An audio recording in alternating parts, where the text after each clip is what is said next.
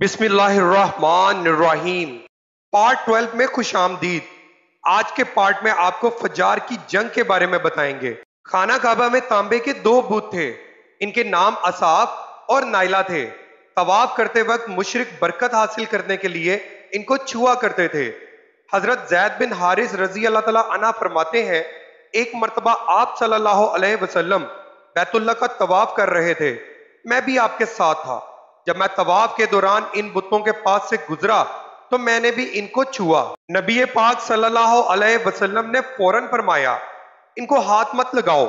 इसके बाद हम तवाफ करते रहे। मैंने सोचा एक बार फिर बुतों को छूने की कोशिश करूंगा ताकि पता तो चले इनको छूने से क्या होता है और आपने किस लिए मुझे रोका है। चुनाचे मैंने इनको फिर छू लिया। तब आपने सख्त लहजे में फरमाया, क्या मैंने तुम्हें इनको छूने से मना नहीं किया था?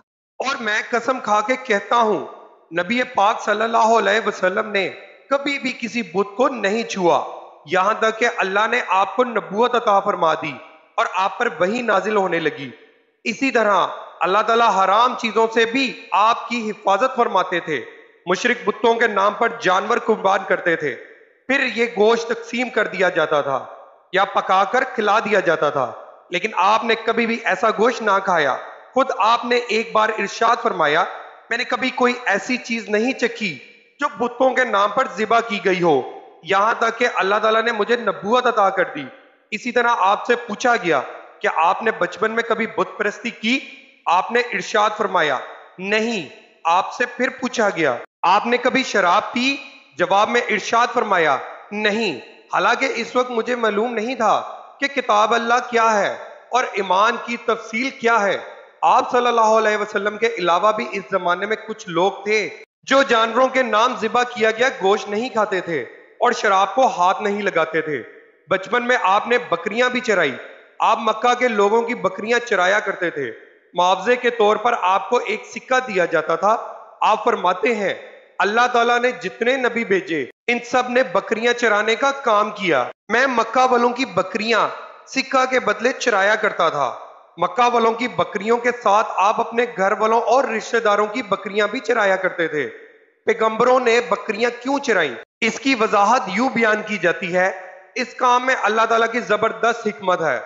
बकरी कमजोर जानवर है, लिहाजा जो शख्स बकरियां चराता है इसमें कुदरती तौर पर नरमी, मोहब्बत और इनकसारी का जज्बा पैदा हो जाता है। हर काम और पेशे की कुछ खसूसियात होती हैं। मसलन कसाब के दिल में सख्ती होती है, लोहार जफाकश होता है, माली नाजुक तबीयत वाला होता है। अब जो शख्स बकरियां चराता रहा, जब वो मखलूक की तरबियत का काम शुरू करेगा तो इसकी तबीयत में से गर्मी और सख्ती निकल चुकी होती है। मखलूक की तरबियत के लिए वो बहुत नरम मिजाज हो चुका होता है और तबलीग के काम में नरम मिजाजी की बहुत जरूरत होती है। अरबों में एक शख्स बदर बिन माशर गफारी था। ये अकाज के मेले में बैठा करता था, लोगों के सामने अपनी बहादुरी के किस्से सुनाया करता था, अपनी बड़ाइयां बयान करता था। एक दिन इसने पैर फैलाकर और गर्दन अकड़ कर कहा, मैं अरबों में सबसे ज्यादा इज्जतदार हूं और अगर कोई ख्याल करता है कि वो ज्यादा इज्जत वाला है तो तलवार के जोर पर यह बात साबित कर दिखाए। इसके ये बड़े बोल सुनकर एक शख्स को गुस्सा आ गया। वो अचानक इस पर झपटा और इसके घुटने पर तलवार दे मारी। इसका घुटना कट गया। ये भी कहा जाता है कि घुटना सिर्फ जख्मी हुआ था। इस पर दोनों के कबीले आपस में लड़ पड़े। इनमें जंग शुरू हो गई। इस लड़ाई को फज्जार की पहली लड़ाई कहा जाता है। इस वक्त आप सल्लल्लाहु अलैहि वसल्लम की उम्र 10 साल थी। फज्जार की एक और लड़ाई बन्नु आमिर की एक औरत की वजह से हुई। इसमें बन्नु आमिर बन्नु कनाना से लड़े, क्योंकि कनाना के एक नौजवान ने इस कबीले की किसी औरत को छेड़ा था। फज्जार की तीसरी लड़ाई भी बन्नु आमिर और बन्नु कनाना के दरमियान हुई। ये लड़ाई कर्ज की अदायगी के सिलसिले में हुई। फज्जार की इन तीनों लड़ाइयों में नबी सल्लल्लाहु अलैहि वसल्लम ने कोई हिस्सा नहीं लिया। अलबत्ता फज्जार की चौथी लड़ाई में आपने शिरकत फरमाई थी। अरबों के यहाँ 4 महीने ऐसे थे कि इनमें किसी का खून बहाना जायज नहीं था। ये महीने जुल्कद, जुलहज, मुहर्रम और रजब थे। ये लड़ाइयां चूंकि हुर्मत के इन महीनों में हुई, इसलिए इनका नाम फज्जार की लड़ाइयां रखा गया। फज्जार के मायनी है गुनाह, यानी ये लड़ाइयां इनका गुनाह था। चौथी लड़ाई جس میں نبی پاک صلی اللہ علیہ وسلم نے بھی حصہ لیا۔ اس کا نام فجار براز ہے۔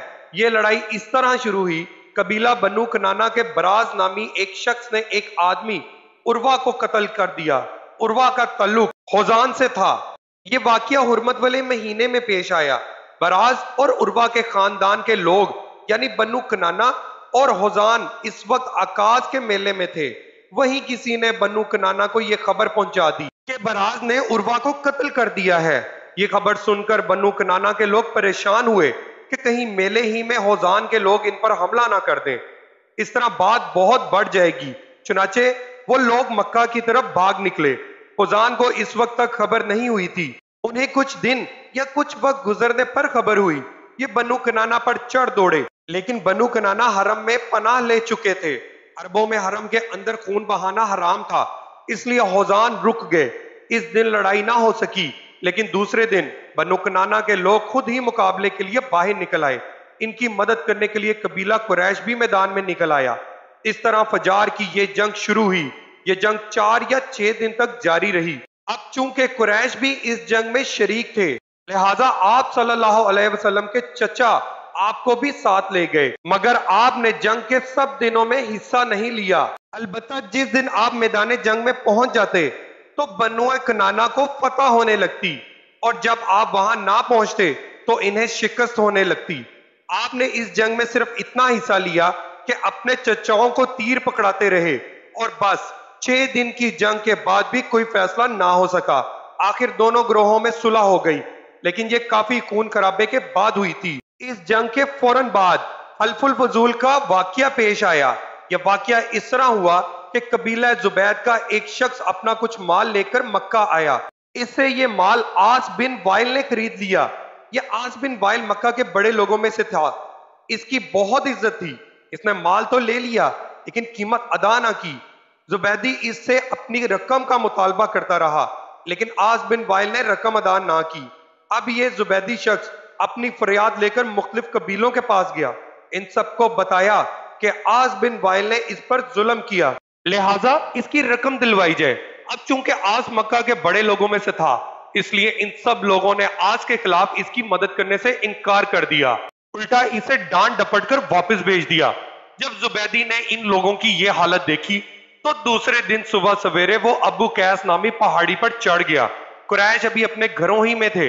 اوپر چڑھ کر اس نے بلند آواز میں چند شعر پڑھے، جن کا خلاصہ یہ ہے: اے فہر کی اولاد، ایک مظلوم کی مدد کرو جو اپنے وطن سے دور ہے اور جس کی تمام پونجی اس وقت مکہ کے اندر ہی ہے۔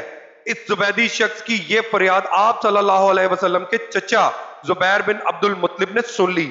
ان پر بہت اثر ہوا۔ انہوں نے عبداللہ بن جدعان کو ساتھ لیا اور اس آدمی کی مدد کے لیے اٹھ کھڑے ہوئے۔ پھر ان کے ساتھ بنو ہاشم، بنو زہرہ اور بنو اسد کے لوگ بھی شامل ہو گئے۔ یہ سب عبداللہ بن جدعان کے گھر جمع ہوئے۔ یہاں ان سب کو کھانا کھلایا گیا۔ اس کے بعد ان سب سے خدا کے نام پر حلف لیا گیا۔ حلف کے الفاظ یہ تھے: ہم ہمیشہ مظلوم کا ساتھ دیتے رہیں گے اور اس کا حق اسے دلاتے رہیں گے۔ اس حلف کا نام حلف الفضول رکھا گیا۔ اس عہد اور حلف کے موقع پر اللہ کے رسول صلی اللہ علیہ وسلم بھی قریش کے ساتھ موجود تھے۔ پارٹ 13 انشاءاللہ ہم آپ کی خدمت میں کل پیش کریں گے۔ ویڈیو کو لائک ضرور کر دیجیے گا اور چینل کو سبسکرائب بھی۔